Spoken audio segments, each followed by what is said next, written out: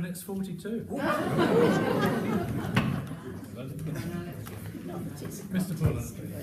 Thank you. Good evening. For those of you who don't know me, my name is Paul Bullen. I'm the UKIP parliamentary candidate for Huntingdon, and I live in St Ives. I'm going to tell you a little bit about myself. I'm not going to dwell on my party's policies. I'll take those as questions later on if you wish. I'm going to tell you what I feel as an individual and what I can bring to the constituency of Huntingdon. I spent 20 years in the Royal Air Force, and my last posting was at RAF Witten. I held the Queen's Commission. I was involved in 3 conflicts: the Falklands War, the First Gulf War, and the Second Gulf War. And I can tell you from the bottom of my heart that as an ex-serving military officer, the last thing I ever want to see again is our young men and women going to a war that we shouldn't be involved in the first place. And I truly believe that military conflict, and you may find it difficult from an ex-officer, is the very, very last resort. The problem we have in this country at the moment is that we have it run by professional politicians, the majority of whom have never served in the military at all, who do not know what it's like to be in a field of conflict, to fear for your life, and to see your comrades decimated by bombs and bullets. It's not nice, and I've been there, and I don't want to go there again, and I don't want anybody else to go. But I'm also a father. I have 3 grown children. I have a beautiful granddaughter, Annabelle, who's now 2 years old, and I want her to have a future in a country in which I was born, that was free, that was self-governing, and that was ruled by the people who live in it, not by politicians who think they know better.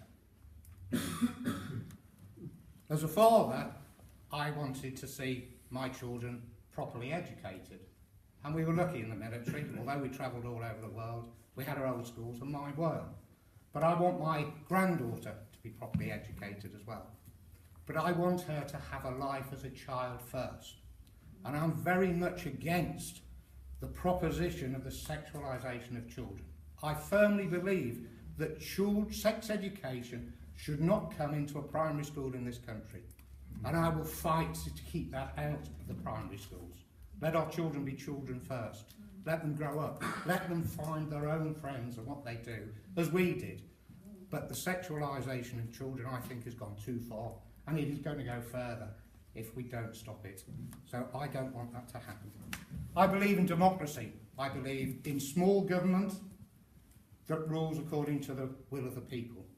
My personal goal, if I get into Parliament, would be to make myself redundant, and at least a third of my fellow MPs redundant as well, because I think we've got a third more than we actually need.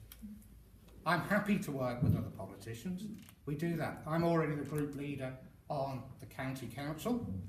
When we were voted in there with our colleagues, we got rid of the cabinet system, which I believe is undemocratic and that does not involve the majority of the elected representatives. We now have a committee system. And I think, without a doubt, the majority of your county councillors will now say they have more of a voice for representing the people who elected them, and that they're more involved in local government. And what I've found is it actually means that we do have to work together, and we do have to take collective responsibility for the decisions we make. We may vote against a decision in the committee, but at the end of the day, it is the committee's decision, and we must all abide by that.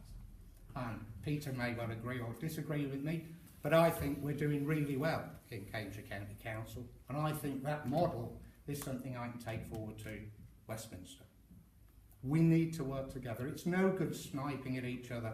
I'm not going to stay here and say, well, I am going to say it just as an example, that the NHS is in the state it's in now because of the 81 billion of PFI contracts.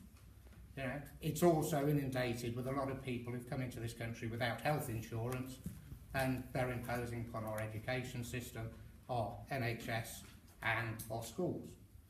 But I firmly believe we can all work together to resolve the problems for the NHS, and that we must do so. It's no good blaming anybody else. I don't believe, and I don't want to believe, that any politician from any party actually came into the job they're doing to make a mistake. We all make mistakes. To err is human.